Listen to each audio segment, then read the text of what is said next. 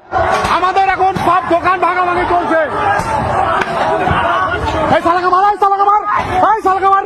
আমরা টোটাল এখন পর্যন্ত 15 থেকে 20 জনকে তুলেছি, আর বাকি আমরা দেখছি সিসিটিভি দেখে আমরা আইডেন্টিফাই করছি যে যেখানে এখন বাড়িতেও আছে আবার কেউ, আমরা ধরে ধরে আইডেন্টিফাই করে তুলবো। এই প্রসেস চলতে থাকে। না আর শেষ রক্ষা হলো না, ইডি সিবিআই ফেল, নির্বাচন কমিশন এখনো পর্যন্ত চেষ্টা চালিয়ে যাচ্ছে। 60-70% তো দূরের কথা, 50% হিন্দু ভোট কনসিডার হয়নি। মমতা সরকারের অ্যান্টি ইনকানভেন্সি প্রো ইনকানভেন্সিতে বদলে গিয়েছে, আর যা দেখে গদি মিডিয়াও বর্তমানে মমতা সরকারের প্রত্যাবর্তন দেখাতে বাধ্য হয়েছে। আর যে কারণে ওনারা এই বাংলায় ওনাদের শেষ অস্ত্র, দাঙ্গার অস্ত্র প্রয়োগ করতে গিয়ে গতকাল মুর্শিদাবাদের রঘুনাথগঞ্জে কেবলমাত্র হোঁচট খায়নি, হাতে নাতে ধরা পড়ে গিয়েছে। হয়ে গেছে আর অ্যাকশন চলছে ওখানে। আমি শুনলাম 2 জন অ্যাকিউজ আছে। আচ্ছা, বাকি আমি और खबर নিতে পেলাম না। আমরা কাজে ব্যস্ত ছিলাম। অ্যারেস্ট কি হবে না হবে ওটা পুলিশ দেখবে।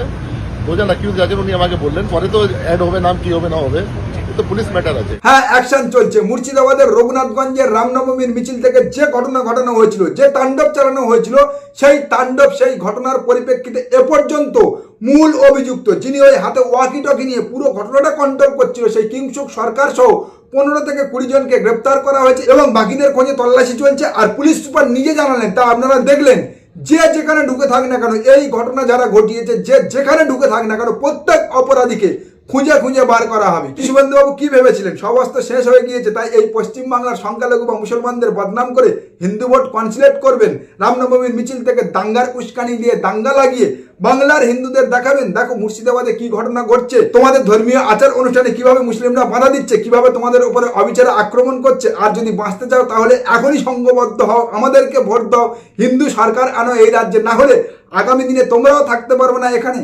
হ্যাঁ, তেমনটা প্রচার তো আপনাদের পোশাক গদি মিডিয়া শুরু করে দিয়েছিল অলরেডি, একটা ক্লিপ বারবার দেখিয়ে, যেখানে দেখা যাচ্ছে কোনো একজন কমার্শিয়াল হোর্ডিং এর মাথা থেকে হিন্দুদের ধর্মীয় ধ্বজা খুলে ফেলে দিচ্ছে।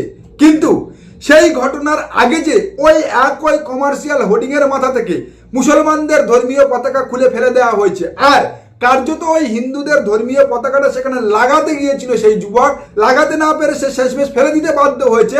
এবং এই দুটো ঘটনায় যে একজন ঘটিয়েছে, আর সেটা ওই রামনবমীর মিছিল থেকে উঠে, তা দেখায়নি এই গদি মিডিয়া বা ভারতীয় জনতা পার্টির পোষা ইউটিউবাররা, কারণ সেটা তাদের প্রোপাগান্ডার মধ্যে পড়ে না। কিন্তু তারা ভুলে গিয়েছিল বর্তমান সময়টা হচ্ছে সোশ্যাল মিডিয়া, প্রত্যেকের হাতে মোবাইল রয়েছে, আর প্রত্যেকটা জায়গায় সিসিটিভি ক্যামেরা লাগানো রয়েছে। আর যে সিসিটিভি ক্যামেরা, যে সোশ্যাল মিডিয়ার সূত্র ধরে এই ঘটনার মূল চক্রান্ত, এই ঘটনা কিভাবে ঘটানো হয়েছে, কোন ঘটনাটা আগে হিন্দুদের পতাকা খোলা হয়েছে না আগে মুসলমানদের পতাকা খোলানো হয়েছে, কে খুলেছে, কোন ব্যক্তি খুলেছে, কোথা থেকে উঠে খুলেছে, সবটাই তো ধরা পড়ে গিয়েছে। আর যে কারণে বর্তমানে আপনাদের পোষা নির্বাচন কমিশন, যারা মডেল কোড অফ কন্ডাক্টের নামে বর্তমান রাজ্যের আইন শৃঙ্খলার দায়িত্ব নিয়েছে, তারাও এই ঘটনার কড়া অ্যাকশন নেওয়ার পথে হেঁটেছে।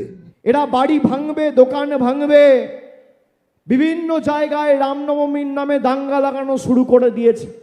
আচ্ছা, আমরা দুর্গাপুজো উৎসব পালন করি, 10 দিন ধরে বাংলায় দুর্গাপুজো হয়, কোথাও দাঙ্গার খবর পান? আমরা দীপাবলি ধুমধামভাবে পালন করি, কোথাও দাঙ্গার খবর পান?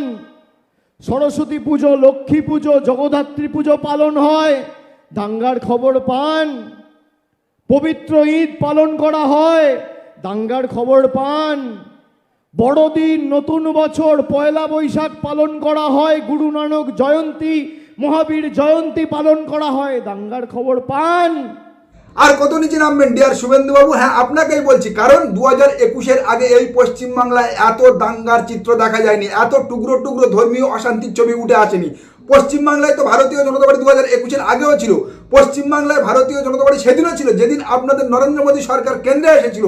2014-এর পর থেকেও তো এই পশ্চিমবাংলায় এত টুকরো টুকরো ধর্মীয় দাঙ্গা দেখা যায়নি। কিন্তু এই টুকরো টুকরো দাঙ্গার ছবি বা এই ধর্মীয় অশান্তির ছবি দেখা গেল তখন থেকে, যখন থেকে আপনি তৃণমূল কংগ্রেস ছেড়ে ভারতীয় জনতা পার্টিতে এসে গেরুয়া চাদর চড়িয়ে নিজেকে সনাতনী বলে পশ্চিমবাংলার হিন্দুদের রক্ষক হয়ে দাঁড়িয়েছেন। হ্যাঁ, তারপর থেকে এই পশ্চিমবাংলায় এত দাঙ্গা হাঙ্গামার ছবি দেখা যাচ্ছে, এবং এই প্রত্যেকটা ঘটনা যে আপনার মদতে, ভারতীয় জনতা পার্টির মদতে, তা প্রত্যেকবারই প্রমাণিত হয়েছে। এই প্রত্যেকটা ঘটনা যা বিগত দিনে এই পশ্চিমবাংলায় ঘটেছে, তার পরবর্তী তদন্তে আরএসএস, হিন্দু মহাসভা, বজরং দলের যে সমস্ত সদস্যরা ধরা পড়েছে, তাদেরকে আপনারা যেভাবে গলায় মালা পরিয়ে, উকিল লাগিয়ে, জামিন করিয়ে, গলায় মালা পরিয়ে বরণ করিয়েছেন, তার ছবি থেকে। এই পশ্চিমবাংলার জনগণ দেখেছে, এই পশ্চিমবাংলার মানুষ দেখেছে মব লিঞ্চার থেকে শুরু করে ধর্মীয় উস্কানি দিয়ে মূর্তি ভাঙা থেকে একের পর এক জায়গায় আপনারা যে প্রোপাগান্ডাগুলো ছড়াতে চেয়েছিলেন, সেই প্রত্যেকটা প্রোপাগান্ডার পিছনে যারা ধরা পড়েছে, যারা অভিযুক্ত হয়ে উঠে এসেছে, তারা প্রত্যেকে হিন্দু এবং প্রত্যেকে হিন্দু মহাসভা, আরএসএস বা বজরং দল বা বিজেপির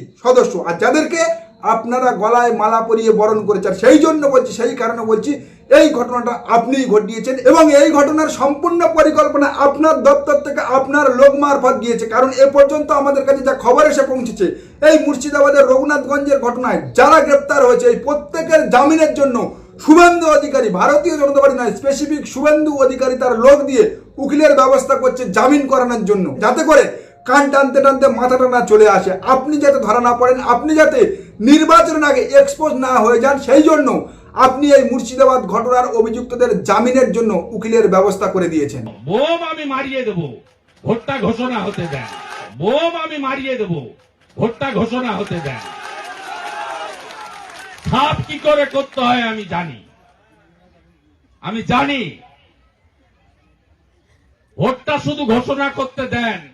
আর আমি বাংলার সেই মুসলমান ভাইদের বলছি, যারা বর্তমানে তাদের ভোটটা ধর্মের নামে জাত ভাইকে দিয়ে ধর্মীয় কেদ্দানি দেখাতে চাইছেন, আসাউদ্দিন ওয়াইসি, নওশাদ সিদ্দিকী বা হুমায়ুন কবিরকে নিয়ে লম্পঝম্প করছেন, যাদেরকে সুখ দুঃখে এই পশ্চিমবাংলায় খুঁজে পাওয়া যায় না। আসাউদ্দিন ওয়াইসিকে নিয়ে দেখছি বেশ কয়েকজন লম্পঝম্প করছেন, হুমায়ুন কবির কোলাকুলি করছেন, যে আসাউদ্দিন ওয়াইসিকে বছরে একবার, 5 বছরে একবারও এই পশ্চিমবাংলায় দেখা যায় না। যে আসাউদ্দিন ওয়াইসি কেবলমাত্র নির্বাচন এলে এই পশ্চিমবাংলায়, হ্যাঁ, ভারতীয় জনতা পার্টির মতো পরিযায়ী পাখি হয়ে উড়ে আসে। যে আসাউদ্দিন ওয়াইসিকে এই পশ্চিমবাংলার SIR এ লক্ষ লক্ষ মুসলমানদের নাম কাটা নিয়ে একবারও মুখ খুলতে দেখা যায়নি।